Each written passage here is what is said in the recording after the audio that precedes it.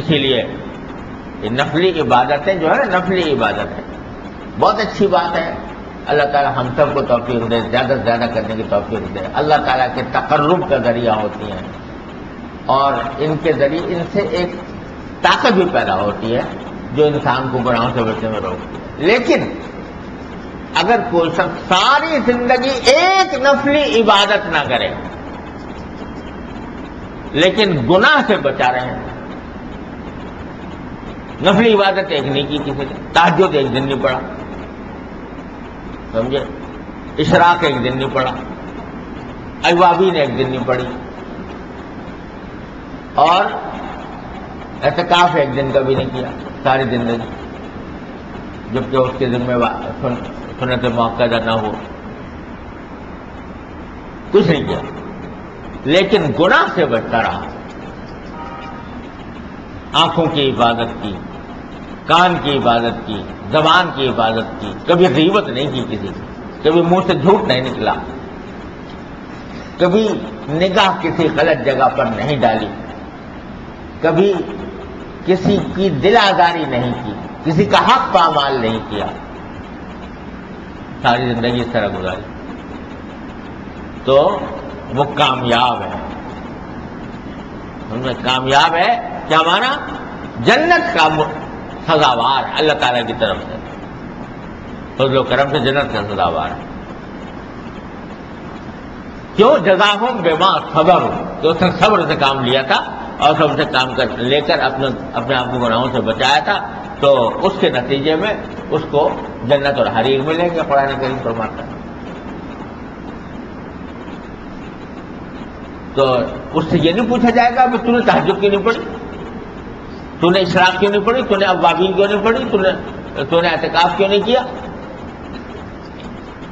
تو نے عمرے کیوں نہیں کیے، کچھ نہیں. تو نے ہمارے کہنے کے مطابق فرائض واجبات انجام دیے اور اپنے آپ کو گناہوں سے بچایا. تیری آنکھ نہیں بہکی، تیرا دل نہیں بہکا، تیرے کان نہیں بہکے، اور تجھ سے کسی دوسرے کو کوئی تکلیف نہیں پہنچی. تو نے عافیت و اطمینان کے ساتھ زندگی گزاری اور دوسروں کے ساتھ حسن سلوک کیا. چل، جنت کا دروازہ تیرے لیے کھلا ہوا ہے، داخل ہو. جزاہم بما صبروا، صبر کی وجہ ہم نے تمہیں جنت دے دی. اور ایک شخص ہے جو خوب نفلیں پڑھ رہا ہے، تہجد بھی ہے، اشراق بھی ہے، چاش بھی ہے، اوابین بھی ہے، عمرے بھی کر رہا ہے اور اعتکاف میں بھی بیٹھا ہے، سب کچھ کر رہا ہے. لیکن ادھر اعتکاف ختم ہوا اور ادھر رمضان گزرا اور آنکھ جلدی شروع ہو گئی غلط جگہ پر، اس کو کھلی کھچی مل گئی کہ شیطان اس وقت بند تھا، رمضان میں اب کھل گیا ہے، چل میری اور تیری دوستی ہے. اور اب میری آنکھ بھی کسی کوئی پرواہ نہیں کرے گی، میرے کان بھی پرواہ نہیں کریں گے، میری زبان بھی پرواہ نہیں کرے گی. جو ہوتا جو منہ میں آئے گا بکوں گا، چاہے وہ جھوٹ ہو، چاہے وہ غیبت ہو، چاہے وہ گالی گلوچ ہو، چاہے کسی کی دل آزاری ہو، منہ سے جو چاہوں گا نکالوں گا. اور آنکھ جہاں چاہے گی جا کے پڑے گی، لذت لوں گا، مزے لوں گا. رمضان تو گزر گیا، جو گزرنا تھا خوب میں نے کر لی عبادتیں، تو اب مجھے چھوٹ ملی ہے تو کروں گا ادھر. وہ شخص بتاؤ. تو نفلی عبادت تو بہت کی، لیکن اللہ تبارک و تعالیٰ کی بارگاہ میں جو قانون کی بات ہے وہ یہ ہے کہ بھائی ہم نے نفلی عبادتیں تجھ پر فرض نہیں کی تھی کہ تم ضرور کر، لیکن یہ فرض کیا تھا کہ گناہوں سے بچ. تو نے جو ضروری کام تھا وہ تو کیا نہیں اور نفلی عبادتوں میں مبتلا ہو گیا. تو نتیجہ کیا ہے؟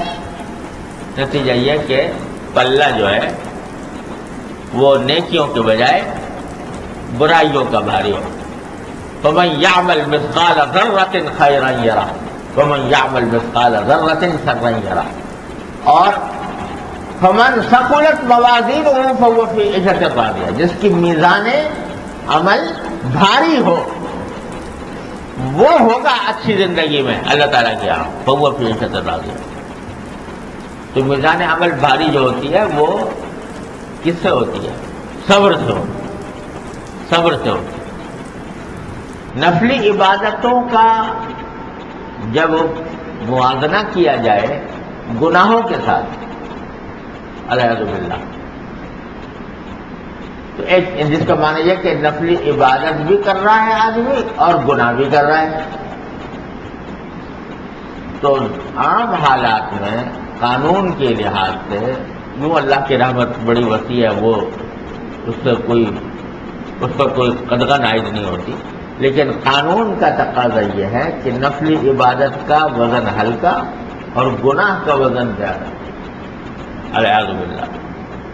یعنی بائیں پلے میں گناہوں کے پلے میں جب گناہ پڑے گا تو وہ اس کو جھکا دے گا اس پلے کو۔ اب تم کو جی میں نے اتنی نفلی عبادتیں کی تھی، تو وہ نفلی عبادتوں کا جو پلہ ہے وہ اس میں وزن کم ہے اس کے مقابلے میں، لہذا اونچا رہے گا۔ تو اس لیے جو بات فرمائی جا رہی ہے اللہ تبارک و تعالی ہم سب کو سمجھنے کی بھی توفیق عطا فرمائے اور عمل کی بھی توفیق عطا فرمائے کہ اس مہینے میں صبر کی تربیت لے لو، صبر کی ٹریننگ لے لو، کیا کہ بچاؤ اپنے آپ کو ہر اس گناہ سے، ہر اس خواہش سے جس کے لیے دل کتنا ہی مچل رہا ہو، جو اللہ تعالیٰ کو ناراض کرنے والی ہے، اس سے اپنے آپ کو بچاؤ۔ تو حضرت یہ فرماتے ہیں جو ابھی میں نے ملفوظ آپ کے سامنے پڑھا کہ یہ ہے صبر علی الشہوہ۔ یہ شروع میں دشوار بہت ہوتا ہے، شروع میں بہت دشوار مشکل لگتا ہے۔ مثلا کسی کو عادت پڑی ہوئی ہے کسی ناجائز چیز سے لذت لینے کی عادت پڑی ہوئی، اب وہ عادت ایسی پڑ گئی ہے کہ اس کے بغیر چین ہی نہیں آتا، ہزار ارادہ کرتا ہوں کہ کسی طرح اپنے آپ کو بچاؤں اس سے، مگر نہیں بچا پاتا، اپنے آپ کو بے ہمت محسوس کرتا ہوں، کمزور محسوس کرتا ہوں، دل میں برائی کا احساس بھی ہے، اور دل میں برائی کا احساس ہونے کے باوجود اپنے آپ کو نہیں بچا پا رہا، مبتلا ہو جاتا ہوں۔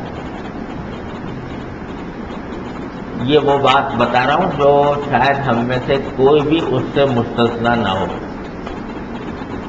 اللہ ماشاء جو ہر ایک کے ساتھ پیش آتی کہ کسی نہ کسی گناہ میں آدمی کو ایسا ابتلا ہو جاتا ہے کہ بچنا اس سے بہت دشوار ہے، ایسا لگتا ہے جیسے میرے بس سے باہر ہو، خوب سمجھ لو بس سے باہر نہیں ہوتا، اختیار سے باہر نہیں ہوتا، ہمت کمزور ہوتی ہے، اس کی وجہ سے ایسا لگتا ہے جیسے میرے بس سے باہر۔ تو حضرت فرماتے ہیں کہ شروع میں بڑا دشوار ہوتا ہے، لیکن ساتھ ہی یہ بات ہے کہ جب آدمی اس دشواری پر اللہ تبارک و تعالیٰ کی خاطر قابو پانے کے لیے اپنے نفس پر زبردستی کرتا ہے، کچھ ہو جائے میں تجھے اے نفس میں تجھے اس گناہ کی لذت حاصل کرنے نہیں دوں گا، یہ ایک مرتبہ عزم کر لیا، ہمت کر لی اور صاف صاف کہہ دیا اپنے نفس یہ نہیں ہونے دوں گا، تو کتنا ہی مچلے، کتنا ہی تقاضا کرے، کتنا میرے اوپر دباؤ ڈالے، نہیں کروں گا۔ جب ہمت سے بندہ اس کا مقابلہ کرتا ہے تو اللہ تبارک و تعالیٰ پھر رفتہ رفتہ اس کو آسان فرماتا ہے۔ دیکھو بڑے بڑے پیغمبروں کو بھی یہ نہ سمجھنا کہ حضرات جو انبیاء کرام علیہ السلام ہوتے ہیں وہ کیونکہ گناہوں سے معصوم ہوتے ہیں، تو اس واسطے ان کے دل میں خیال بھی نہیں آتا کسی گناہ۔ اب بڑے بڑوں کو آتا ہے، وَلَقَدْ هَمَّتْ بِهِ وَهَمَّ بِهَا لَوْلَا أَن رَأَىٰ بُرْهَانَ رَبِّهِ۔ کچھ خیال تو آ گیا تھا یوسف علیہ السلام، لیکن اس کو اپنی ہمت اور حوصلے سے اور ساتھ میں اللہ تبارک و تعالیٰ کی طرف رجوع کے ذریعے کہ یا اللہ میں پھنس رہا ہوں، اس میں مجھے نکال دے۔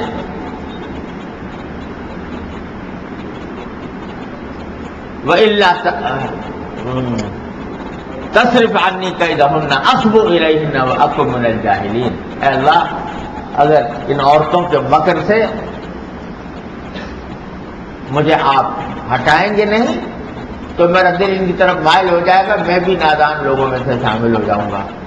اللہ تعالیٰ سے رجوع کیا، ایک طرف اپنے نفس کو روکا اور ہمت کا مظاہرہ کیا، دوسری طرف اللہ تعالیٰ سے مدد مانگی۔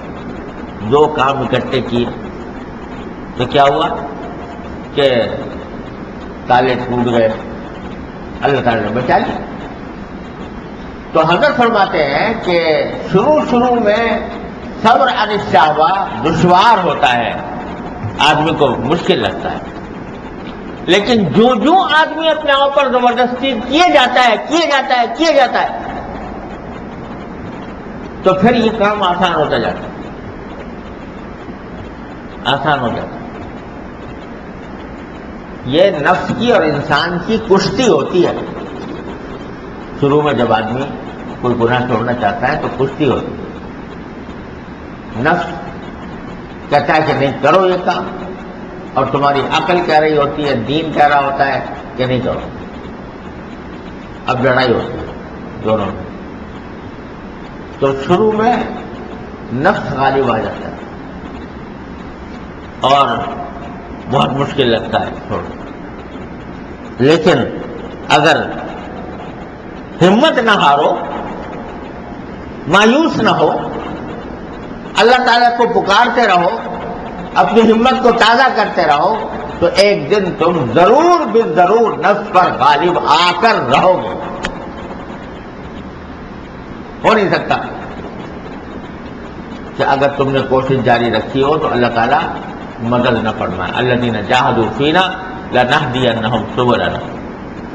ہاں، شروع میں بعض اوقات ایسا ہوتا ہے کہ کبھی اس نے چت کر دیا آدمی کو، کبھی آدمی نے نفس کو چت کر دیا، کشتی ہو رہی ہے نا، تو الحرب سجال، کبھی اس نے ڈھا دیا کبھی اس نے ڈھا دیا۔